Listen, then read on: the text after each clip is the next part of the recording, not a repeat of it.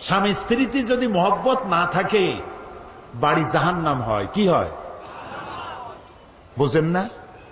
যেই বাড়িতে স্বামী স্ত্রীতে মহব্বত নাই, আপনার বাড়িতে আপনি 1000 কোটি টাকার মালিক হন, গুলশানে আর বনানীতে বাড়ি থাকুক 40টা, কিন্তু স্ত্রীর সাথে মহব্বত নাই, আপনার বাড়ি, আপনার জীবন জাহান্নামের জীবন। ওদের দেশে তাই, স্বামী তার স্ত্রীকে বিশ্বাস করে না, স্ত্রী তার স্বামীকে বিশ্বাস করে না।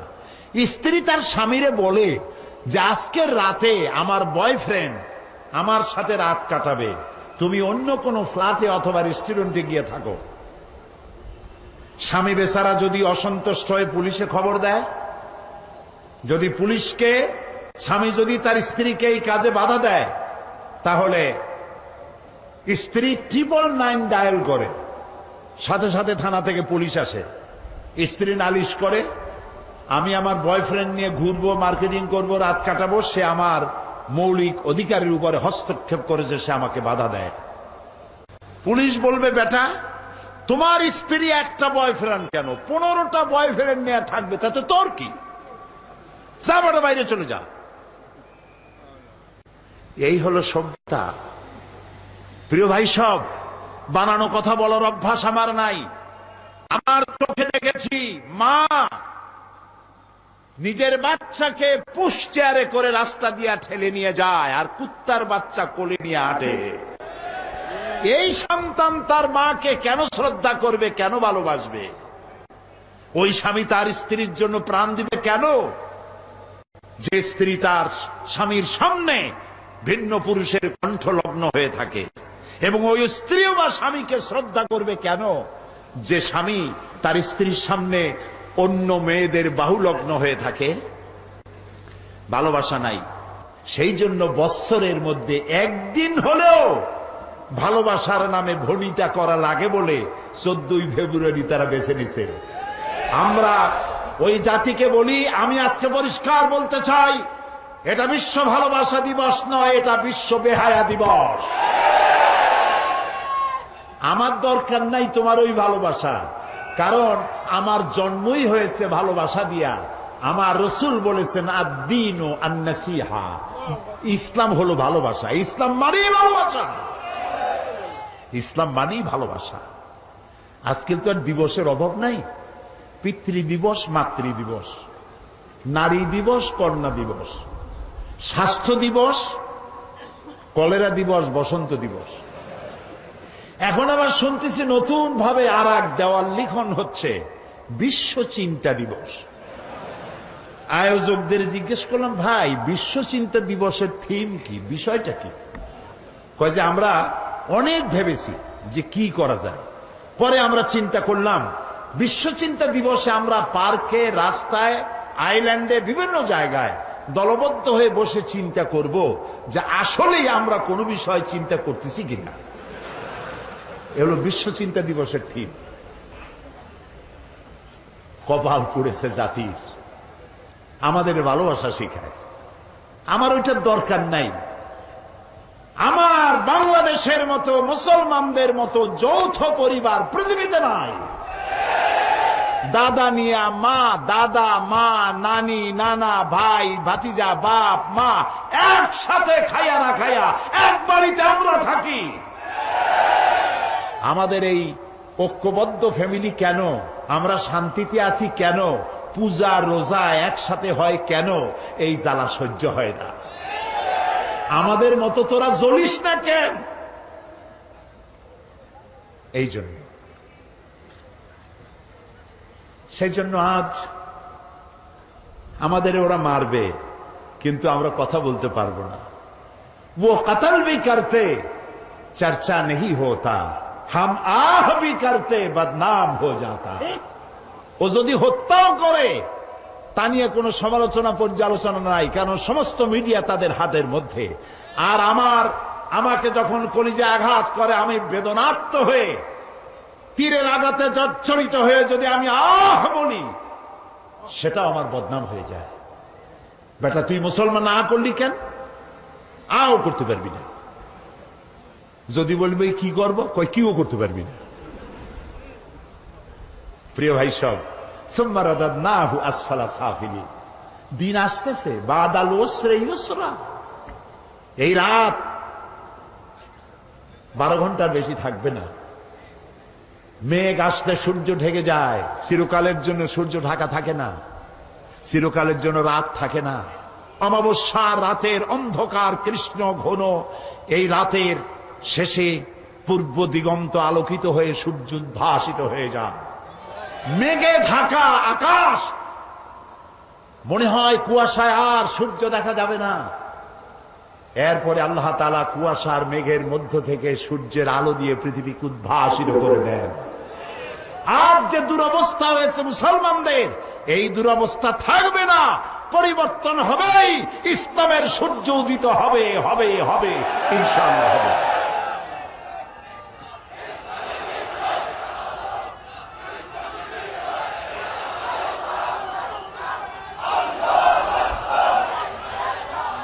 প্রিয় ভাই সব, প্রিয় ভাই সব, ইন্নাদ-দীন ইনদাল্লাহিল ইসলাম। আলহামদুলিল্লাহ কোন ইসলাম। আমার জন্ম সার্থক, আমাদের সকলের জীবন সার্থক যে ইসলামের মধ্যে পয়দা আল্লাহ করছেন। বলি আমিন। সবাই বলেন আলী আমিন।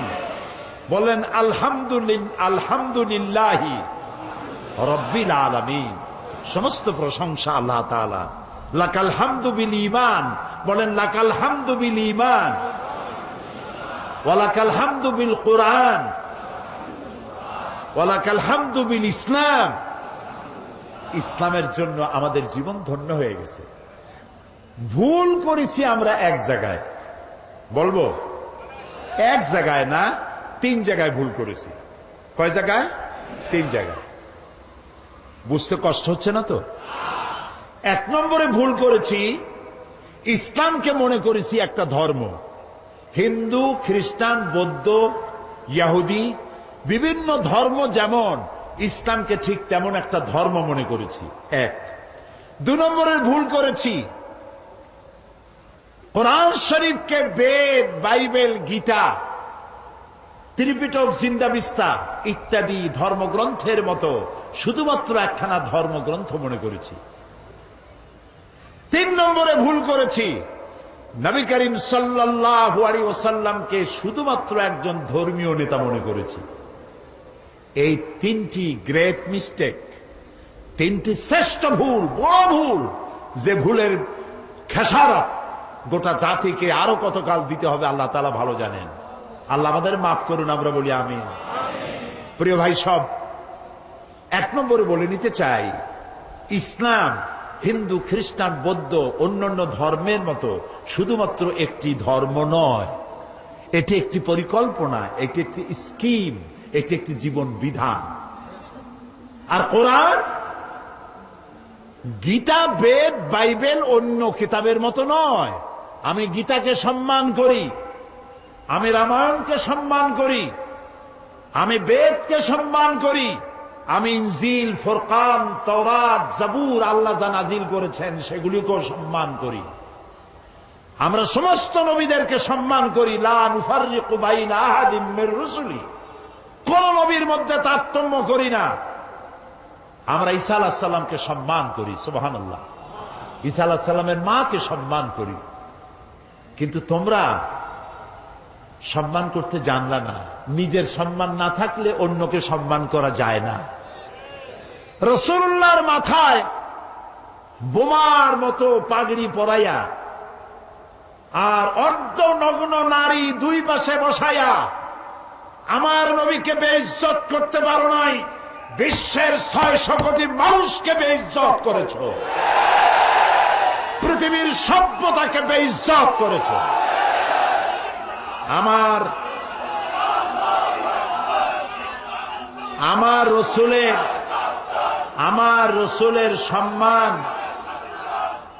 রসুলের সম্মান কচু পাতার পানি নয়, কলা পাতার পানি নয়। আমার রসুলের সম্মান হিমালয়ের পাহাড় সমান না। আমার রসুলের মর্যাদা আকাশ সমান না। আমার রসুলের মর্যাদা আল্লাহর আরশের সমান, আল্লাহর আরশ পর্যন্ত। আল্লাহর আরশে এই পৃথিবীর কোন মানুষকে আল্লাহ তাআলা দাওয়াত দেন নাই, আমার রাসূলকে দাওয়াত দিয়েছে। কাজী তাকে অমর্যাদা তোমরা করতে পারবে না, নিজেদেরকে অমর্যাদা করেছো। এ বিষয়ে আমি পরে কথা বলবো ইনশাআল্লাহ।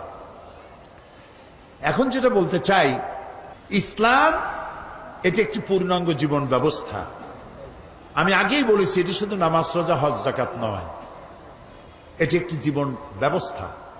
দেখুন, নবী করিম সাল্লাল্লাহু আলাইহি ওয়াসাল্লাম যখন হেরা পাহাড় থেকে নামলেন, তিনি তো একটা দাওয়াত দিয়েছিলেন, ইয়া আইয়ুহান নাস কুলু কি কন্ত লা ইলাহা ইল্লাল্লাহ তুফলিহু। কি মজার কালেমা, আলহামদুলিল্লাহ। মুক্তির জন্য তোমরা এটা ঘোষণা দাও। নবী করিম সাল্লাল্লাহু আলাইহি ওয়াসাল্লাম এই ঘোষণার পর শান্তিতে থাকতে পারেন নাই, সাহাবায়ে কেরাম অত্যাচারিত হয়েছে। বুখারী শরীফের হাদিস, ওয়ান খাব্বাব বিন আল-আরিত রাদিয়াল্লাহু তাআলা আনহু আন্নাহু قال شكونا الى رسول الله صلى الله عليه وسلم وهو متوسد بردة له في ظل الكعبة। হযরত খাব্বাব বলেন, আমরা নবী করিম সাল্লাল্লাহু আলাইহি ওয়াসাল্লামের কাছে গেলাম, গিয়ে দেখি নবীজি কাবা শরীফের ছায়ায় চাদর মুড়ি দিয়ে আরাম ফরমাচ্ছেন। আমরা পাশে গিয়ে বললাম, আলা তাদউ লানা আলা তাস্তানসিরু লানা ইয়া রাসূলুল্লাহ, হে রাসূল, আপনি কি আমাদের জন্য দোয়া করবেন না? আপনি কি আল্লাহর সাহায্য আমাদের জন্য কামনা করবেন না? আমাদের বেলালকে ওরা মেরে শেষ করলো, খাব্বাবকে মারলো, খুবাইবকে মারলো, আম্মারকে মারলো, সুমাইয়াকে শহীদ করলো। আর তো নির্যাতন সহ্য করতে পারি না, আপনি কি আমাদের জন্য দোয়া করবেন না? নবীজি উঠে বসলেন, বললেন, ও খাব্বাব, তোমাদের আগে এই পৃথিবীতে যারাই দ্বীনের দাওয়াত দিয়েছেন, ইসলামের দাওয়াত যারাই দিয়েছেন। আচ্ছা ভাই, আরেকটা কথা বলি, কোন কোন বইতে লেখা আছে ইসলামের প্রবর্তক মুহাম্মদ সাল্লাল্লাহু আলাইহি ওয়াসাল্লাম। এই কথাটা কিন্তু ঠিক না। ইসলামের প্রবর্তক আল্লাহ তাআলা। ইসলাম কার? কিছু লোক আছে বেয়াদব, এদেরকে বেয়াদব ছাড়া আমি আর কিছু বলতে পারি না। তারা বলে মওদুদির ইসলাম, বাগদাদের ইসলাম, অমুক জায়গার ইসলাম, তমুক জায়গার ইসলাম। এই জাতীয় কথা যারা বলে তারা বেয়াদব। ইসলাম তো মুহাম্মদ রাসূলুল্লাহ সাল্লাল্লাহু আলাইহি ওয়াসাল্লামের নয়। ইসলাম হচ্ছে কার? চিল্লায় বলেন। সুতরাং কোন মানুষের নামের সাথে ইসলাম বলা বেয়াদবি। ইসলাম আল্লাহ দিয়েছেন। নবী করিম সাল্লাল্লাহু আলাইহি ওয়াসাল্লাম বলেছেন, খাব্বাব, তোমাদের আগে এই ইসলামের দাওয়াত নিয়ে যারাই আসছেন, প্রত্যেক নবীর সাথে তার সাথীদের সাথে এই জাতীয় ব্যবহার হয়েছে। তোমরা জানো না, যারাই দ্বীনের দাওয়াত দিয়েছে তাদেরকে ধরা হতো, ফায়ুহফারু লাহু ফিল আরদ, তাদের জন্য জমিনে গর্ত খনন করা হতো, ফায়ুজআলু ফিহা, এরপরে সেই গর্তের মধ্যে তাকে কোমর পর্যন্ত দাবায় দেওয়া হতো, সুম্মা ইউতা বিল মানশার, এরপরে করাত আনা হতো, ফায়ুদাউ আলা রাসিহি, এরপরে সেই করাত তার মাথার উপরে রাখা হতো, ফায়ুজআলু নিসফাইন, এরপরে করাত দিয়া চিরে জীবিত মানুষটিকে দ্বিখণ্ডিত করে ফেলে দেওয়া হতো। মা ইয়াসুদ্দুহু যালিকা আন দীনিহি, এত কষ্ট দেওয়ার পরেও একজন মুসলমানকেও তারা দ্বীনের রাস্তা থেকে এক চুলও সরাইতে পারে নাই। আমরা পারবো এরকম? পারবো? কারা কারা পারবো? আলহামদুলিল্লাহ। হাত নামা, হাত নামা, হাত নামা। রাসূলুল্লাহ বলছেন, শোনেন শোনেন শোনেন, নবী করিম সাল্লাল্লাহু আলাইহি ওয়াসাল্লাম বলছেন, ওয়াল্লাহি ওয়াল্লাহি লা ইউতাম্মান্নাল্লাহু হাযাল আমরা হাত্তা ইয়াসিরুর রাকিবু মিন সানা ইলা হাদারামাউত। ও খাব্বাব, আমি আল্লাহর নামে কসম করি। কে কে কসম করছে? হুজুরে করিম সাল্লাল্লাহু আলাইহি ওয়াসাল্লাম আল্লাহর নামে শপথ করছি। সুবহানাল্লাহ।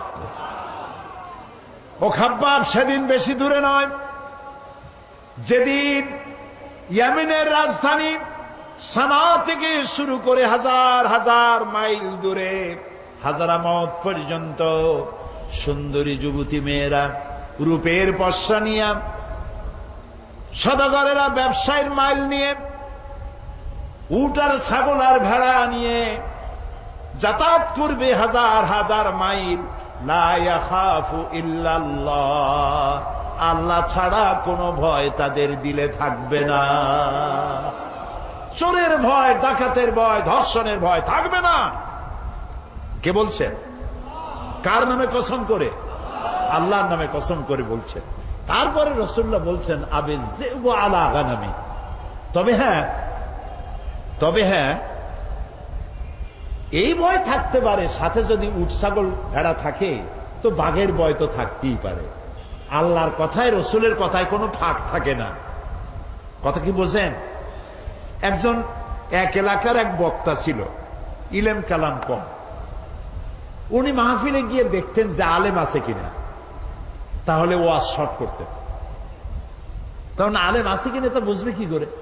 সেই জন্য তিনি বলতেছেন যে ভাই, আজকে আমি একটা পাতার ওয়াজ করব। সেই পাতাটার ফজিলত সাংঘাতিক। পানিতে পড়লে একরকম, ডান্ডায় পড়ে একরকম, এরকম একটি পাতার ওয়াজ করতে চাই। জনগণ বলল আমরা এরকম ওয়াজ শুনতেই চাই। তিনি বললেন দেখেন, ওই পাতাটা যদি নদীর মধ্যে পড়ে কুমির হয়ে যায়, আর পাতাটা যদি ডাঙ্গায় পড়ে বাঘ হয়ে যায়। মাঝখান থেকে একটা লোক দাঁড়ায় বলছেন, আচ্ছা হুজুর, এই পাতার ফজিলত যখন এরকম, তাহলে যদি এই পাতাটা অর্ধেকটা পড়ে নদীতে, অর্ধেকটা পড়ে ডাঙ্গায়, তখন কি হবে? মৌলভী সাহেব মনে করলেন আলেম তো আছে। ওয়াখির দাওয়ানা আনিল হামদুলিল্লাহি রাব্বিল আলামিন, আসসালামু আলাইকুম ওয়া রাহমাতুল্লাহ।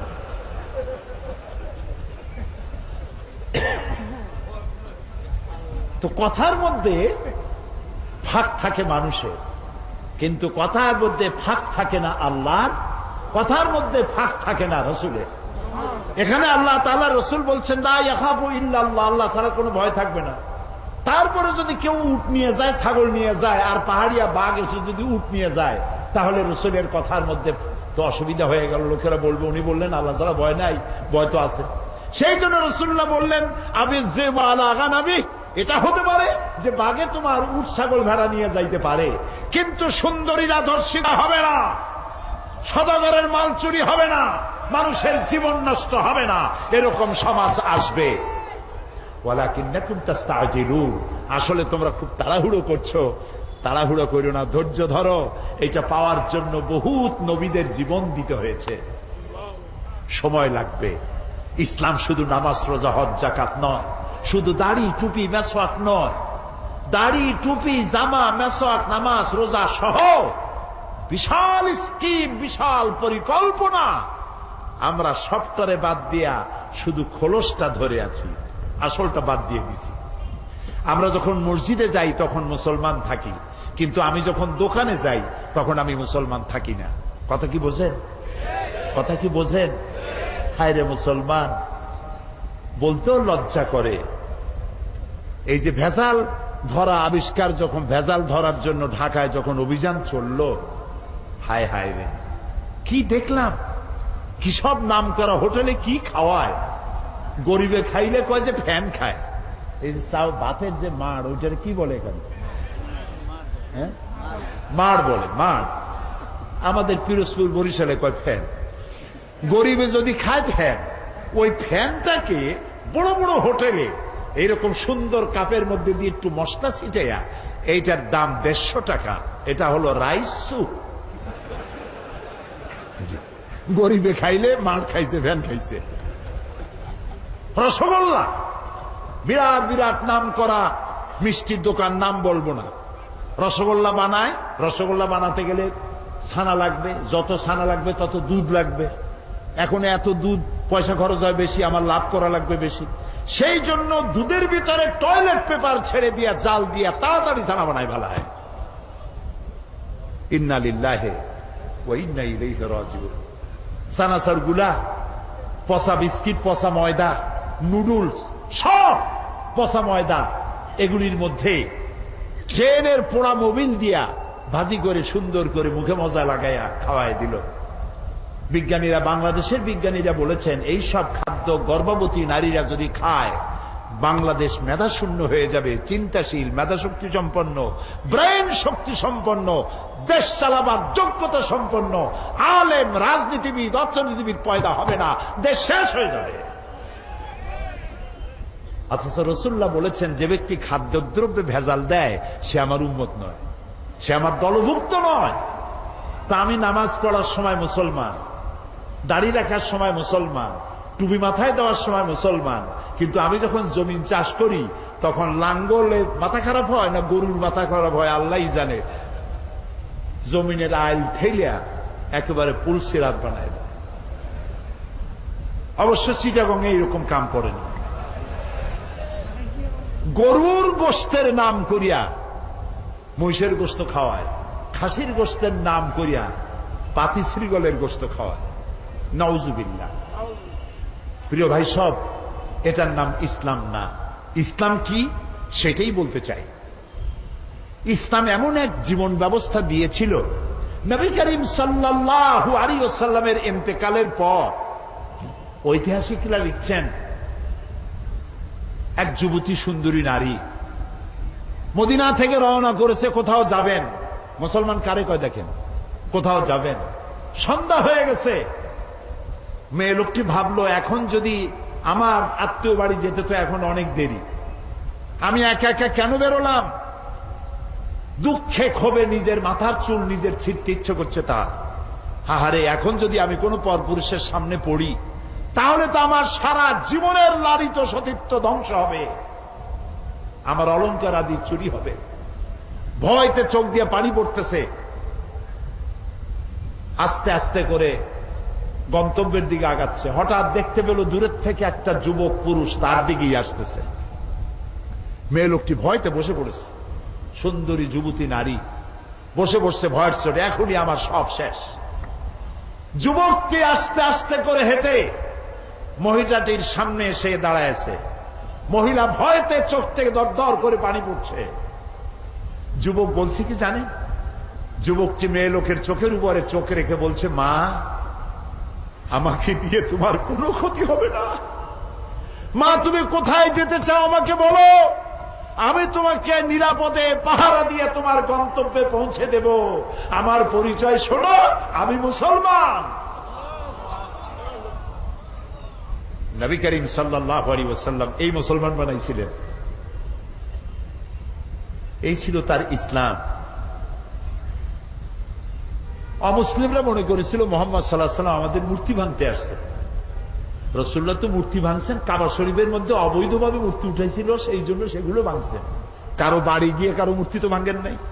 আছে কোন হাদিস, কোন দলিল আছে যে কারো বাড়ি গিয়ে মূর্তিগুলো ফালাই দিয়েছে তাদের মূর্তি? যেহেতু আল্লাহর ঘর, এর ভিতরে মূর্তি থাকতে পারবে না, তিনি বের করে ফেলেছেন। আল্লাহ তো কোরআন শরীফে বলেছেন, কারো দেবতাকে গালি দিও না।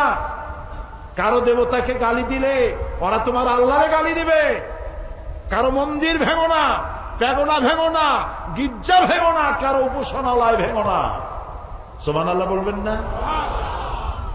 ওমর রাদিয়াল্লাহু তাআলা আনহু জেরুজালেম দখল করলেন। জেরুজালেম দখল করার পর নামাজে রক্ত হয়েছে। জেরুজালেমটা দখল হয়েছিল আবু উবাইদা ইবনুল জাররাহ রাদিয়াল্লাহু তাআলা আনহুর হাতে। কিন্তু ওরা বলল, যারা শাসন করে তারা বলল যে আমরা তো পরাজিত হয়েছি, তো তোমাদের হাতে নগরের চাবি দেব না, আমরা সারেন্ডার করব, আমিরুল মুমিনিনকে আনো। তা আমিরুল মুমিনিন গেলেন, সে ঘটনা লম্বা, সেটা আমার বক্তব্য না। যাওয়ার পরে নামাজে রক্ত হয়েছে, উনি এখন নামাজের জায়গা খুঁজতেছেন। এক পাদ্রী এসে বললেন যে আমিরুল মুমিনিন, আপনি কি খুঁজছেন? তিনি বললেন যে আমি নামাজ পড়বো, আমার তো নামাজে রক্ত হয়ে গেছে। তিনি বললেন আমাদের গির্জা ছেড়ে দিলাম, আমাদের গির্জায় গিয়ে আপনি নামাজ পড়ে আসেন। ওমর রাদিয়াল্লাহু তাআলা আনহু বললেন, কখনো আমি তোমার গির্জায় নামাজ পড়বো না। কেন? এই জন্য পড়বো না, আজকে যদি আমি তোমার গির্জায় নামাজ পড়ি, অসম্ভব নয় কোন একদিন কোন মুসলমান হয়তো দাবি করে বসতে পারে আমিরুল মুমিনিন যেহেতু নামাজ পড়েছেন গির্জায়, এটা গির্জা না, এটা আমাদের মসজিদ, আমি চাই না তোমাদের গির্জা মসজিদ হয়ে যাক। সুবহানাল্লাহ। ইসলাম কি আর আমি বুঝি কি আর আমি যাচ্ছি কোথায়? ইসলামের চাইতে পরধর্ম সহিষ্ণু জাত আকাশের নিচেও নাই, জমিনের উপরেও নাই। সুবহানাল্লাহ বিহামদিহি। প্রিয় ভাই সব, সুতরাং নবী করিম সাল্লাল্লাহু আলাইহি ওয়াসাল্লাম এই সুন্দর ইসলাম দিলেন। কাফেররা মনে করছিল প্রথমে যে আমাদের বুঝি ধ্বংস করতে আসছেন। যখন তারা দেখল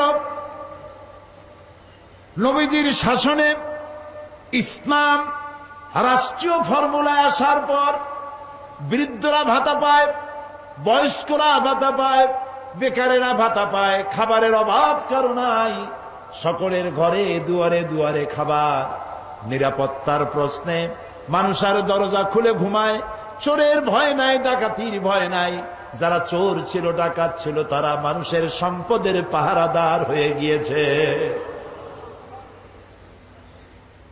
নবীজির মদিনার শেষ জীবনে শেষ সূরা যেটা নাজিল হলো, আল্লাহ তাআলা বলছেন ইযা জাআ নাসরুল্লাহি ওয়াল ফাতহ আরাআইতান নাসা ইয়াদখুলুনা ফি দীনিল্লাহি আফওয়াজা ফাসাব্বিহ বিহামদি রাব্বিকা ওয়াস্তাগফির ইন্নাহু কানা তাওয়াবা। যখন আল্লাহর মদদ আসবে, বিজয় আসবে, দেখতে পাবেন দলে দলে লোক ইসলামে প্রবেশ করছে। নবী করিম সাল্লাল্লাহু আলাইহি সাল্লামের ইন্তেকালের আগে দেখা গেল আশেপাশে আর কাফের নাই, সব ইসলামের ছায়াতলে চলে এসেছে, ঘোষণা করেছে লা ইলাহা ইল্লাল্লাহু মুহাম্মাদুর রাসূলুল্লাহ। সুবহানাল্লাহ, সুবহানাল্লাহ। অবস্থা এমন হলো নবী করিম সাল্লাল্লাহু আলাইহি ওয়াসাল্লাম ইন্তেকাল করেছেন, হযরত আবু বকর রাদিয়াল্লাহু তাআলা আনহু ক্ষমতায় এসেছেন, চিফ জাস্টিস বানাইছেন ওমর রাদিয়াল্লাহু তাআলা আনহুকে বিচারপতি। ঐতিহাসিকরা লিখছেন ফামাকাসা আমান কামিলান ফালাম ইয়াখতাসিম ইলাইহি ইসনান। একটা বছর পার হয়ে গেল, হযরত ওমরের আদালতে একটা মামলা আসে নাই, একটা মামলা নাই। সুবহানাল্লাহ কইতে ইচ্ছা করেন? যাই দেখুন তো চট্টগ্রাম আদালতে কত হাজার মামলা পড়ে আছে, সারা বছরে একটা মামলা নাই। হযরত ওমর গিয়া বললেন মা হাজাতা বি ইনদা কওমে মুমিনিনা ইয়া খলিফাতা রাসূলিল্লাহি সাল্লাল্লাহু আলাইহি ওয়াসাল্লাম। হে আল্লাহ রাসূলের খলিফা, এই জাতির জন্য বিচারপতির দরকার কি? আমি এই চাকরিতে আর থাকতে চাই না।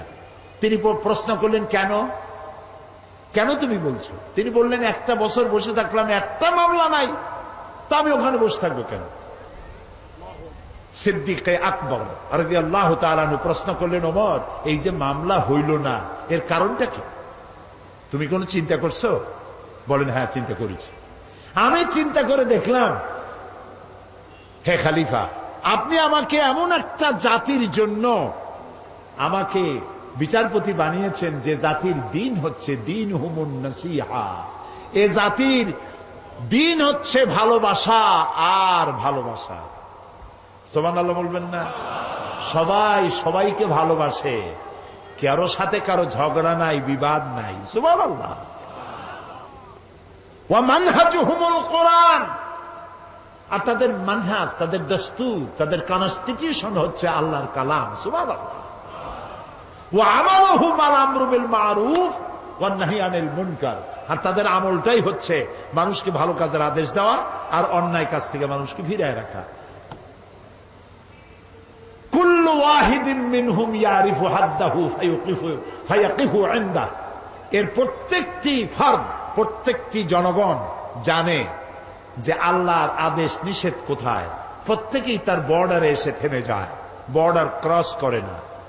ওজনে কম দিও না, খাদ্যে ভেজাল দিও না, মিথ্যা কথা কইও না, নারী ধর্ষণ করো না, জেনা ব্যভিচার করো না, হত্যা করো না, গীবত গাইও না, জমিনের আইল ঠেলো না, মদ খাইও না, জুয়া খেলো না। যা যা এগুলি বর্ডার, তিলকা হুদুদুল্লাহ, এগুলি কি বলুন তো? আল্লাহর বর্ডার। বলেন না এগুলি কি? আল্লাহ তাআলা বলছেন ফালা তাকরাবুহা, এটাকে ক্রস করা তো দূরের কথা, এটার কাছেও যেও না। সুবহানাল্লাহ। কুল্লু ওয়াহিদুম মিনহুম ইয়ারিফু হাদ্দাহু ফায়াকিফু ইনদা, বর্ডারে দাঁড়ায় যায়, বর্ডার ক্রস করে না। এবং ওয়াইদা মারিদা আহাদুহুম আদুহু, তাদের মধ্যে যদি কেউ অসুস্থ হয় তাহলে তাকে তারা দেখতে যায়। আজকে আমরা এই আমল হারাই ফেলাইছি। দোতলায় মানুষ মরে, তিনতলায় বিবাহ হয়, খোঁজও জানে না, জিজ্ঞাসাও করে না। এই অবস্থা হয়ে গেছে না? প্রিয় ভাই সব, ইসলামী আদতগুলি আমাদের মধ্যে আসা দরকার, আমাদের মধ্যে ইসলামী আমলগুলি হওয়া দরকার। রাসূলুল্লাহ কারো অসুখ হইলে দেখতে যাইতেন, কিছু নিয়ে যাইতেন, মাথায় হাত বুলাইতেন, ফু দিতেন, দোয়া করতেন। সুবহানাল্লাহ। আপনার শত্রু যদি হয়, অসুস্থ হয়েছে, আপনি যদি তাকে দেখতে যান, একটু কমলা নিয়ে যান, একটু বেদানা নিয়ে যান, একটু আঙ্গুর নিয়ে যান। আপনার সাথে শত্রুতা থাকবে, চক্ষু লজ্জার সৃষ্টি হবে। তাহাদ্দু তাহাব্বু, হাদিয়া দাও, মোহব্বত বাড়বে। আর সালাম দাও, গোনো গোনো সালাম দাও। সুবহানাল্লাহ। আফসুস সালাম, রাসূলুল্লাহ বলেছেন সালাম দাও, বেশি করে সালাম দাও। সুতরাং নবী করিম সাল্লাল্লাহু আলাইহি ওয়াসাল্লাম যে জীবন ব্যবস্থা এনেছিলেন, সেই ব্যবস্থা ছিল এরকম, যেখানে ঝগড়াঝাটি ছিল না, মারামারি ছিল না। এই হলো ইসলাম। সেই ইসলাম এই পৃথিবীতে যাতে আর উঁচু না হতে পারে, এই পৃথিবীটাকে ধ্বংস করার জন্য যত মতবাদ তৈরি হয়েছিল সব শেষ, পুঁজিবাদ শেষ, কমিউনিজম শেষ। মানুষের গন্তব্য ছিল ইসলামের দিকে। কোন দিকে গন্তব্য?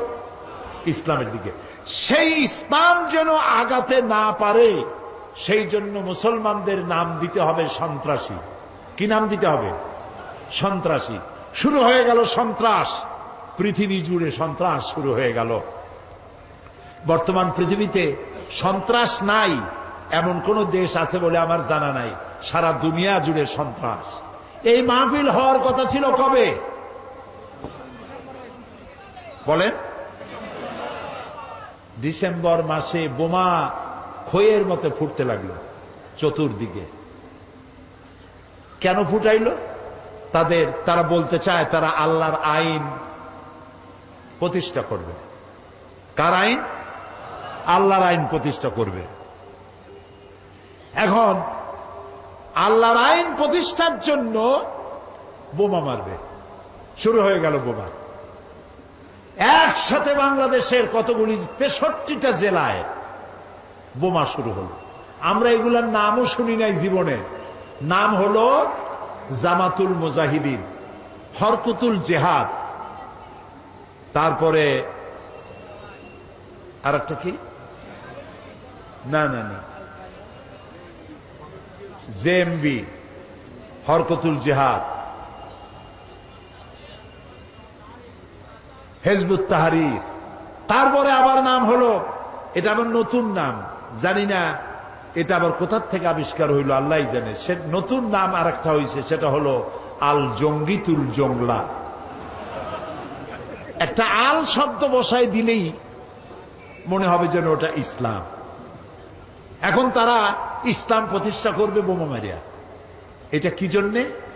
আল্লাহর আইন। আমাদের স্লোগান ছিল আল্লাহর আইন চাই, আর কি চাই বলেন না সবাই? আল্লাহর আইন চাই। আর আল্লাহর আইনকে বদনাম করার জন্য শোনেন, মাথা খাটায় শোনেন কথা, আল্লাহর আইনের কথা যাতে আর পৃথিবীতে উচ্চারিত হতে না পারে, জিহাদের নাম যাতে মুসলমানেরা না নিতে পারে, সেই জন্য শুরু হলো ষড়যন্ত্র। পৃথিবীর মুসলমানেরা জিহাদের নাম মোছা যাবে না, জিহাদ চলবে কিয়ামত পর্যন্ত। তবে জিহাদটা কি, জিহাদটা কি সেটা বুঝতে হবে। জিহাদ আর কিতাল এক জিনিস নয়, জিহাদ আর যুদ্ধ এক জিনিস নয়। হলি ওয়ার এবং যুদ্ধ এক জিনিস নয়। জিহাদ এক পবিত্র জিনিস।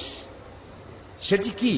সেটি হচ্ছে জিহাদের আবিধানিক এবং পারিভাষিক অর্থ হচ্ছে যে কোনো উদ্দেশ্যকে সফলতার শীর্ষে পৌঁছে দেওয়ার জন্য যে প্রাণান্তকার প্রচেষ্টা করা হয়, ওই প্রচেষ্টার আরবি নাম হলো জিহাদ। এটা যুদ্ধ নয়। এখন আমার মূল লক্ষ্য ইসলাম প্রতিষ্ঠা। আমার মূল লক্ষ্য কি? এই ইসলাম প্রতিষ্ঠার জন্য আমি যদি বই লিখি তাহলে এটা আমার লেখার জিহাদ। আমি এটা প্রতিষ্ঠার জন্য যদি আমি বক্তৃতা করি, এটা আমার বক্তৃতার জিহাদ। এটা প্রতিষ্ঠার জন্য যদি আমি মাল খরচ করি, তাও এটা আমার মালি জিহাদ। আর যদি এই আন্দোলনকে ব্যাহত করার জন্য অন্য কোন রাষ্ট্র যদি ঝাঁপাইয়া পড়ে, তাহলে কেবলমাত্র রাষ্ট্রের পক্ষ থেকেই সেইটার মোকাবেলা করার জন্য সশস্ত্র জিহাদের হুকুম আসতে পারে। কোন রাজনৈতিক দল, কোন ব্যক্তি জিহাদের অর্ডার দেওয়ার কোন ক্ষমতা নাই, এখতিয়ার নাই। এই অনুমতি ইসলাম দেয় না। কারো বাবার হিম্মত নাই অন্ধকারের ভিতরে দল বানাইয়া বোমামের ইসলাম কায়েম করবে। এটা ইসলাম নয়, এটা শয়তানি। ইসলামকে বদনাম করার জন্য তারা এই পন্থা অবলম্বন করেছে। প্রিয় ভাই, সব কথাগুলি আপনাদেরকে শুনতে হবে। মানব সমাজে নবীদের দাওয়াত কবুল করেছেন, তাদেরকে একেবারেই আইনগুলি একসাথে আল্লাহ দেন নাই। আল্লাহর কায়দাটা দেখেন। আল্লাহ তো ইচ্ছা, সবচাইতে ক্ষমতা কার বেশি? যারা জবাব দেন নাই তারা কিন্তু বিপদে আছেন। কারণ হলো কোন কোন প্রশ্ন আছে জবাব দিতে হয় পুরুষের মতো ঠাস ঠাস করে জবাব দিতে হয়। ইমানের প্রশ্ন সব থেকে বেশি ক্ষমতা কার? ইনফিনিট পাওয়ার, সীমাহীন শক্তির মালিক কে? কারো মুহতাজ তিনি নন, কাউকে পরোয়া করেন না, কারো কাছে কৈফিয়ত দেন না, সকলকে কৈফিয়ত দিতে হবে তার কাছে। সেই আল্লাহ তাআলা যদি ইচ্ছে করতেন, আল্লাহ বলছেন ওয়ালাউ শাআ লাহাদাকুম আজমাইন, সূরা আন-নাহল। আল্লাহ তাআলা বলছেন আমি ইচ্ছে করলে সবাইকে হেদায়েত করে দিতে পারতাম। তা আল্লাহ তো আগেই বলেছেন আমি এটা করব না, যেহেতু আমি তোমার জ্ঞান দিচ্ছি, এটা আমি করব না। আইন আস্তে আস্তে দেব। নবী করিম সাল্লাল্লাহু আলাইহি ওয়াসাল্লাম নবুয়ত পেলেন, নামাজ কি ওই সাথে হয়েছে? ওই সাথে হয়েছে। অনেক বছর পর নামাজ আসছে, তার অনেক বছর পর রোজা, তার অনেক বছর পর হজ, তার অনেক পরে যাকাত। ইমপ্লিমেন্টেশন, ইসলামের আইনের প্রয়োগ ধীরে ধীরে গ্রাজুয়ালি, একসাথে নয়। আল্লাহ প্রথমে মানুষের জেহেন, মেন্টালিটি তৈরি করেছেন, মোটিভেটেড করেছেন, মোটিভেশন করেছেন, তারপরে আইন দিয়েছেন একটু একটু করে। একটা দৃষ্টান্ত দেব, একটা দৃষ্টান্ত দেই। সব তো মুসলমান, সব ব্যাপারে আইন আসছে, কিন্তু মত সম্পর্কিত আইন তখনও আসে নাই। ইসলাম কবুলকারী মুসলমানেরা কেউ কেউ তখনও শরাবের ব্যাপারে কোন আইন আসে নাই বলে শরাব পান করতেন। প্রশ্ন উঠল, হে রাসূল, এই যে মদ টদ খাইয়া মাতলামি করে টরে, এসব ব্যাপারে তো কোনো আইন টাইন আসলো না, এটা বিষয়টা কি? তো রাসূলুল্লাহ কথা বলতেন না যতক্ষণ জিবরাইল না বলেন, জিবরাইল যতক্ষণ বলতেন না যতক্ষণ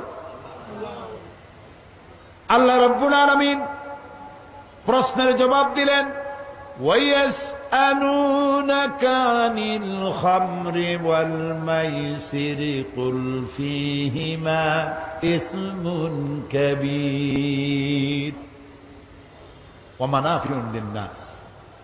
হে নবী, আপনাকে প্রশ্ন করা হয় মদ এবং জুয়া সম্পর্কে, আপনি বলুন এ দুটোই ভালো জিনিস নয়, কল্যাণমূলক নয়, তবে এর মধ্যে মানুষের কিছু কল্যাণ আছে।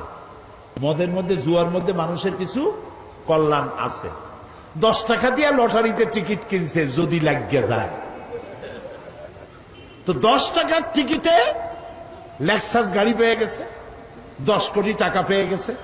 এখন জিন্দিগি চেয়েছে গাড়ি দেখে নাই, 10,000 টাকা জীবনে ওর ভাবেও চোখে দেখে নাই। সে যদি 1 কোটি টাকা হাতে পায়, ও কি দুনিয়ার আর দুনিয়া মনে করবে? ওর সামনে তো মেয়ে লোক তো যাইতেই পারবে না, যা খুশি তাই করবে। সেই জন্য কল্যাণ আছেই, রাতারাতি আঙ্গুল ফুলে কলা গাছ হইতে পারে। মদ খাইলে কিছু সময়ের জন্য রাজা রাজা ভাব একটু হইতে পারে, কিন্তু ওয়া ইসমুহুমা আকবারু মিন নাফিহিমা, কিন্তু উপকারের চাইতে অপকারিতা বেশি। কে বললেন? আল্লাহ তাআলা। এটা এই আয়াত নাজিল হওয়ার পর যে সমস্ত মুসলমানরা মদ পান করতেন, ওনারা মনে করলেন যে মানুষের কল্যাণ আর অকল্যাণ আল্লাহর চাইতে তো কেউ ভালো বোঝার কথা না। তিনি যখন বলছেন কল্যাণের চাইতে অকল্যাণ বেশি, কাজী এটা পান করব না। 25% শরাবখোর শরাব ছেড়ে দিল। আরেকদিন এর কিছুকাল পরে একদিন নামাজ পড়তে গেছেন, একজন ইমাম ইমামতি করছেন তিনি, যিনি একটু আগে খাইয়ে আসছে। 17 পারা শুরু করে 23 পারায় গিয়ে ঢুকছে। মাথা তো ঠিক নাই। রাসূলের কাছে প্রশ্ন করলো যে এই তো নামাজ পড়লো ইয়া খাইয়া, এখন তো নামাজের মধ্যে প্যাঁচ লাগাই ভালাইছে, এখন কি হবে? আল্লাহ তাআলা বলে দিলেন, লা তাকরাবুস সালাত ওয়া আনতুম সুকারা হাত্তা তা'লামুনা মা তাকুলুন। যত তোমরা ওই অবস্থায় নামাজ পড়া তো দূরের কথা, নামাজের কাছেও যেও না যতক্ষণ তোমরা না বুঝো যে তোমরা কি বলছো। মাথার থেকে মদের ক্রিয়া না যাওয়া পর্যন্ত নামাজ পড়া তো দূরের কথা, কাছেও যেও না। বুদ্ধিমান মুসলমানেরা মনে করলেন এত খারাপ এটা খাইয়ে নামাজ পড়া তো দূরের কথা, কাছেও যাওয়া উচিত না, দেখতে এটা খাবো না। আরো 25 ভাগ ছেড়ে দিল। তাও আমরা সুবহানাল্লাহ করবো না। এখন কত হইল? রেশিও কত? 50-50। অর্ধেকে খায়, অর্ধেকে খায় না। আল্লাহর আইনের প্রতি আনুগত্যের রেশিও যখন এই পর্যায়ে আসছে, তখন চূড়ান্ত আয়াত নাজিল হয়ে গেল, ইন্নামাল খামরু ওয়াল মাইসিরু ওয়াল আনসাবু ওয়াল আজলামু রিজসুম মিন আমালিশ শাইতানি ফাজতানিবুহু। মদ, জুয়া, মূর্তি, পাশা এগুলি সব নিষিদ্ধ ঘোষণা করা হলো। এগুলি সব শয়তান কর্তৃক উদ্ভাবিত নোংরা কাজ। তোমরা ফাজতানিবুহু এগুলি পরিত্যাগ করো। শয়তান চায় এই কাজগুলির মাধ্যমে তোমাদেরকে আল্লাহর জিকির এবং স্মরণ থেকে বিরত রাখতে। ফাহাল আনতুম মুনতাহুন, তোমরা কি এগুলি জানার পরেও বিরত থাকবে না? তখন তো মাইক নাই, রেডিও নাই, টেলিভিশনও নাই, মোবাইলও নাই। রাসূলুল্লাহ বললেন, এই আয়াতগুলি রাস্তায় রাস্তায় তেলাওয়াত করো, যাও। কয়েকজন সাহাবী নামাই দিলেন। সাহাবীরা রাস্তায় রাস্তায় আয়াত চিল্লায় পড়তেছেন। শরাব খানার ভিতরে যেসব মুসলমান শরাব খাচ্ছিলেন, কোরআনের আয়াত শুনতে পেলেন, হাতে গ্লাস ছিল, মদের ছুঁড়ে ফেলে দিলেন। মুখে নিয়েছিলেন, কুলি করলেন। যিনি গিলেছিলেন, গলায় আঙ্গুল দিয়ে বমি করে ফেলে দিলেন। মদের দোকানদার লাঠি মেরে তার মদের পাত্র ভেঙে চুরমার করে দিল। এর নাম মুসলমান, এর নাম ইসলাম, এর নাম ইসলাম। ঠাইসা দুনিয়া লা ইকরাহা ফিদ্দীন, দিনের মধ্যে কোনো বাড়াবাড়ি নাই। আমাদের ধর্মনিরপেক্ষ ভাইরা ওনারা লা ইকরাহা ফিদ্দীন নিছেন ওনাদের ধর্মনিরপেক্ষের দলিল হিসাবে। না বুঝলে যা হয়। একজন মুরব্বী ওই দলের, নাম নেব না, বুঝে নিয়েন, বেঁচে নাই তিনি, মুখে দাড়ি টাড়ি ছিল। আমি একদম বললাম, বড় ভাই এই ধর্মনিরপেক্ষ না থাকলে কি হয়? এইটারে বাদ দিলে আমরা তো কাছাকাছি হইতে পারি। আপনি আমার পাকা ধানে মই দেন নাই, আমিও আপনার হালের গরু পিটায় মারি নেই। আপনাদের সাথে আমাদের কোনো শত্রুতা নাই। এটা করেন কেন? এটা বাদ দিতে পারেন না? কয় কোন কি? আল্লাহ নিজেই তো ধর্মনিরপেক্ষ। আস্তাগফিরুল্লাহ, কয় কি? আল্লাহ চাইতে ধর্মের পক্ষে কেউ আছে? এই তো কেবল আমি তো শুরুই করছি, ইন্নাদ-দীনা ইনদাল্লাহিল ইসলাম। আল্লাহ তো বলছেন আমার কাছে পছন্দ কেবলমাত্র ইসলাম। জোরে কোন কি? চিল্লায় বলো। আমার কাছে পছন্দনীয় কেবলমাত্র ইসলাম। তা আল্লাহ তো সব থেকে ধর্মের পক্ষে, আর আপনি কোন কি? কয় যে ওই যে আছে লাকুম দীনুকুম ওয়ালিয়া দীন, ওটাও তো ধর্মের পক্ষে। লাকুম দীনুকুম ওলিয়া দিন, তোমার জন্য তোমার ধর্ম, আমার জন্য আমার ধর্ম। তার মানে কি? তার মানে হলো তুমি তোমার ধর্মের পক্ষে থাকো, আমি আমার ধর্মের পক্ষে থাকি। সুবহানাল্লাহ গণ। প্রিয় ভাই সব, ইসলাম এসেছে এইভাবে, মার দাঙ্গা করে আসে নাই। দেখেন না রসুলের, আমি কি বলবো, আমি তো বলে শেষ করতে পারবো না। নবী করিম সাল্লাল্লাহু আলাইহি ওয়াসাল্লাম তখনও পর্দার আয়াত নাজিল হয় নাই, সাহাবীরাও বসা, মেয়ে লোকও বসা পাশাপাশি। এক যুবক মহিলা, এক যুবক পুরুষ, একটা সুন্দরী যুবতী, চেহারা ভালো লাগছে, তার দিকে এরকম তাকায় আছে। রাসূলুল্লাহ কিচ্ছু বললেন না, শুধু হাত দিয়ে মাথাটা ধরিয়া যুবকের আরেক দিকে ঘুরাই দিলেন, মুখ দিয়ে কিচ্ছু বললেন না। যুবক মেসেজ পেয়ে গেছে না? এটার নাম ইসলাম। মারামারি নয়, কলজায় কষ্ট দেওয়া নয়, বোমা মারা নয়, ঠ্যাঙ্গা মারা নয়। আল্লাহ তাআলা বলছেন, ফাবিমা রাহমাতিন মিনাল্লাহি লিনতা লাহুম ওয়ালাউ কুনতা ফাজ্জাল গালিযাল কলব লাম ফাদ্দু মিন হাওলিক। হে রাসূল, আপনার প্রতি আল্লাহর দয়া হলো এই, আপনার কলজাটারে আল্লাহ একদম নরম বানাই দিয়েছে। যেই কাছে আসে সিমেন্টের মতো লাগিয়ে যায়। যদি আপনার মেজাজ খারাপ হইতো, কলজাটা যদি শক্ত হইতো, কেউ কাছে আসতো না, সব দূরে সরে যেত। ইসলাম আসছে ভালোবাসা দিয়ে। সুবহানাল্লাহ। আপনারা বলতে পারেন, তাহলে যুদ্ধ হইল কেন? বদর, ওহদ, হুনাইন, ইয়ারমুক, তাবুক, খন্দক হইল কেন? প্রত্যেকটি যুদ্ধ ছিল ডিফেন্সিভ, আত্মরক্ষামূলক। রাসূলুল্লাহ নিজে যুদ্ধ শুরু করেছেন, এরকম একটি যুদ্ধের প্রমাণ কেউ দেখাতে পারবেন না। রাতের বেলায় কোন সাহাবীদের পাঠায় দেন নাই, এই গোত্রের লোকেরা আমার উপর ঈমান আনে না, আমার জ্বালাইছে, যাও আগুন জ্বালাইয়া পোড়ায় দাও। আছে এমন? সব থেকে রসুলকে কে জ্বালাইছে বেশি? আব্দুল্লাহ বিন উবাই। এই আব্দুল্লাহ বিন উবাই রসুল্লাহকে এত জ্বালাইলো, মরার সময় ছেলে পাঠাই দিল, রসুল্লাহকে বলো আমার এই জন্য, আমি যা করছি আমার তো দোজক ছাড়া উপায় নেই। তো রসুল্লাহর একটা জামা যদি আমারে দিতেন, আর তিনি যদি আমার জানাজাটা পড়তেন। নবী করিম সাল্লাল্লাহু আলাইহি ওয়াসাল্লাম জামা দিয়ে দিলেন, জানাজা পড়তে রওনা হইছেন। হযরত ওমর রাদিয়াল্লাহু তাআলা আনহু বলছেন, ইয়া রাসূলুল্লাহ, ওর জানাজা পড়বেন আপনি? এত কষ্ট দিল আপনাকে, ইসলামকে এত জ্বালাইলো, তার জানাজা পড়বেন আপনি? আল্লাহ তাআলা আয়াত নাযিল করলেন, এদেরকে আমি ক্ষমা করব না। রাসূলুল্লাহ বললেন, আমি 70 বার মাফ চাইবো। আল্লাহ বললেন, 100 বারও যদি ক্ষমা চাওয়া হয় মাফ করা হবে না। আপনি যদি ক্ষমা চান অথবা ক্ষমা নাই চান, আমি তাকে ক্ষমা তো করবই না, আর কোনদিন এদের কবরের কাছে আপনি দাঁড়াবেন না।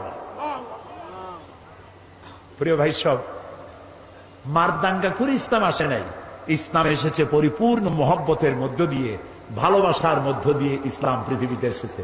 সুতরাং যারা বোমা মারতেছে, ওরা ইসলাম বোঝে নাই।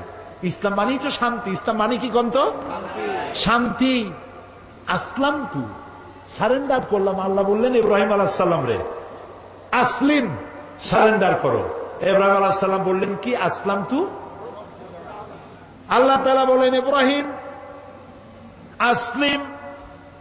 ইব্রাহিম আলাইহিস সালাম বললেন, আসলামতু লিরাব্বিল আলামিন। সারেন্ডার হয়ে গেলাম, আত্মসমর্পিত হয়ে গেলাম। ইসলাম মানে শান্তি। আর আত্মসমর্পণ করে যারা, তারা হলো মুসলমান। আর আল্লাহর 99টি নামের মধ্যে একটি নাম হলো সালাম। সালাম মানে শান্তি। আমাদের সাথে একজনের আরেকজন যখন দেখা হয়, আমরা কি বলি? আসসালামু আলাইকুম। আর আপনি কি করবেন শুনলে? ওয়ালাইকুম আসসালাম।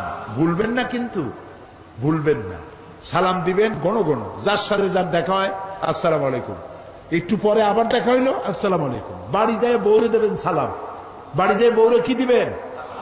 এই সালাম কিন্তু অনেকে দেয় না, মনে করে বউরে দেব সালাম, তাহলে আমার ইজ্জত থাকবে। রাসূলুল্লাহ দিতেন।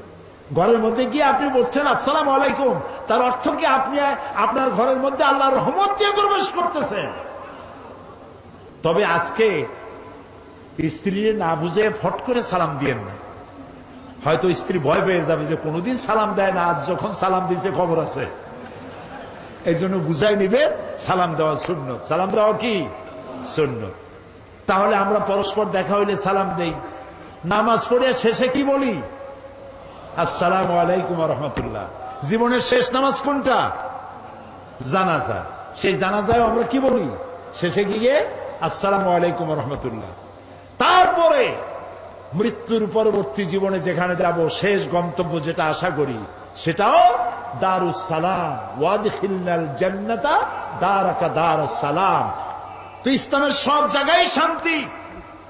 এই শান্তিপূর্ণ ইসলামে যারা বোমা মারে তারা ইসলামের শক্তি নয়, তারা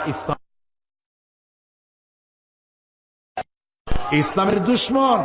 আল্লাহ তাআলা বলেছেন, ওয়ালা তাসাউ ফিল আরদি মুফসিদিন, তোমরা জমিনের উপরে সন্ত্রাসীদের কাতারভুক্ত হও না। ওয়ালা তুফসিদু ফিল আরদি বাদা ইসলাহিহা, শান্তি প্রতিষ্ঠার পরে বিপর্যয় সৃষ্টি করো না, সন্ত্রাসী তৎপরতা চালাইও না। প্রিয় ভাই সব, ঝালকাঠিতে 2 জন মারল বিচারপতি, আসামি ধরা পড়ল। পুলিশে জিজ্ঞেস করছে, মাল্লা কেন? কয়ে মারবো না, ও তো আল্লাহর আইন কায়েম করে না। তুমি কি চাও? আমি আল্লাহর আইন কায়েম করতে চাই। আচ্ছা ভাই, আপনি বলেন, বিচারপতিরা কি আইন তৈরি করে? বিচারপতি তো আইন ইমপ্লিমেন্টেশন করে, প্রয়োগ করে মাত্র। সেই বিচারপতি মেরে ফেললো, পুলিশ মেরে ফেললো। পুলিশে জিজ্ঞেস করছে, আচ্ছা তুমি যদি এখন মরো তাহলে কি হবে? আমি বেহেশতে চলে যাবো, আমি তো শহীদ হব। আরে উল্লুক, তুমি শহীদ হবা? তুমি তো খুন করে আসছো মানুষ।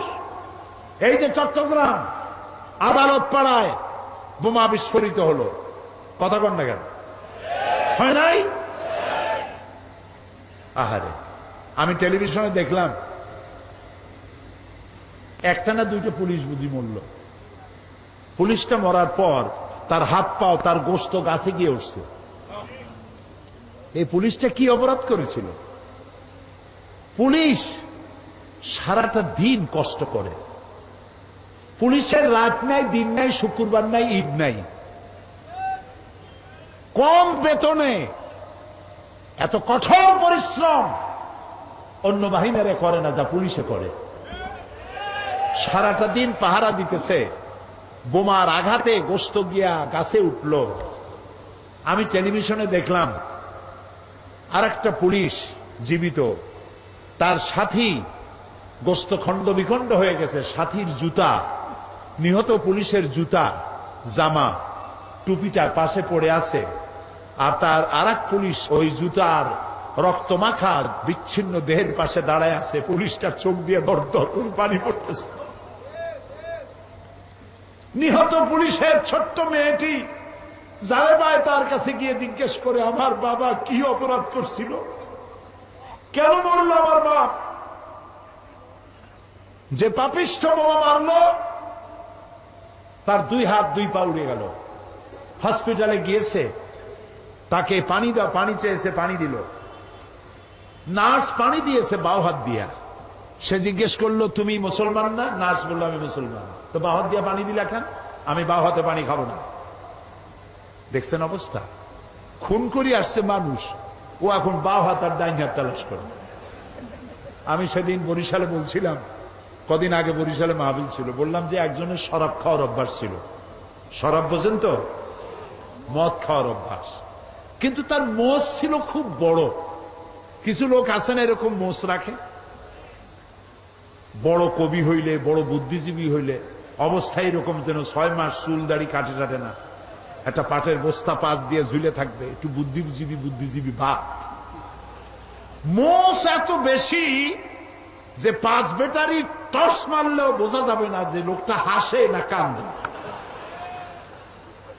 এই রকমের মোষওয়ালা এক লোক ডান হাত দিয়া মোষ উঁচা করিয়া নাকের উপর দিয়া ধরিয়া বাঁ হাত দিয়া গিলতেছে।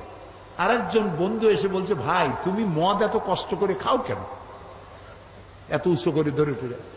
কয় যে ভাই, ওলামায়ে হাজারাত, তাদের কাছে শুনেছি এই পানি টানি জাতীয় কোন জিনিস খাইতে গেলে যদি মোজ ভেজে তাহলে নাকি মাকরু হয়। খাইতেছে মদ, তালাশ করতেছে মাকরু। আরে বেটা, তুই মানুষ খুন করে আসিস, বেহেশত তো ভালো, তোর জায়গা হবে তো জাহান্নামে, তোর তো জানাজাও হবে না, কোন আলেম তোর জানাজা দিবে না, তুই জাহান্নামে যাবি। কোন সন্দেহ নাই জাহান্নাম। মান কাতালা মুমিনান মুতাআম্মিদান ফাজাযাউহু জাহান্নাম। আমার আল্লাহ তাআলা বলেছেন, জেনে শুনে কোন মানুষকে মুমিনকে হত্যা করলে যাবি জাহান্নামে, কিয়ামত পর্যন্ত আল্লাহর লানত হবে, আর চিরকাল জাহান্নামে যাবি, কোনদিন আল্লাহর জান্নাতে যাইতে পারবি না। তবে কাফন আর গোসল করতে হবে, দিতে হবে। জানাজা পড়বে সলিমুদ্দি কসিমুদ্দিরা, কোন আলেম জানাজা পড়াবে না, কোন জামাত হবে না। ৩-৪ জন মানুষে কোন রকম জানাজা পড়ে মাটির মধ্যে ধুয়ে আসবে, শয়তান। লা তাকতুলু আনফুসাকুম, আল্লাহ তাআলা বলেছেন আত্মহত্যা করো না, আত্মহত্যা করা হারাম। কে বলেছে তোমাকে সুইসাইড করতে? আল্লাহর আইন প্রতিষ্ঠা করার জন্য। নাউযু বিল্লাহি মিন যালিক। আমরা বলি নাউযু বিল্লাহি মিন যালিক, আল্লাহ নিষেধ করেছেন। সুতরাং এইভাবে যারা আজকে, আমাদের দেশে তো ব্রিটিশ আমলেও ইসলাম ছিল না, তাই না হুজুর? ব্রিটিশ আমলে দেশে আল্লাহর আইন ছিল? কথা কন না কেন? আচ্ছা, পাকিস্তান আমলে তখনও কি ইসলাম ছিল? ওরা তো বলছিল ইসলামের আইন কানুন পাশ করবো, সেই জন্য পাকিস্তান বানাইলাম। ওরা কি ইসলামী আইন দিছিল? পাকিস্তান চলে গেল, তারপরেও কি ইসলামী আইন আমাদের দেশে আছে? নাই।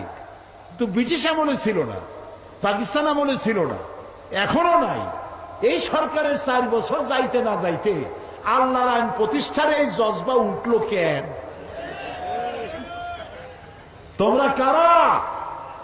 তোমাদের তো আমরা চিনি না। এই যে জেএমবি, মূল 2 শয়তান এখনো ধরা পড়ে নাই। আল্লাহর কাছে কোরআন সামনে রেখে দোয়া করি, আল্লাহ এই মূল 2 শয়তান এবং এদেরকে যারা বুদ্ধি দিয়েছে, এদেরকে যারা টাকা দিয়েছে, এদেরকে যারা পরামর্শ দিয়েছে, গোটা জাতির সামনে এদেরকে উলঙ্গ করে দাও।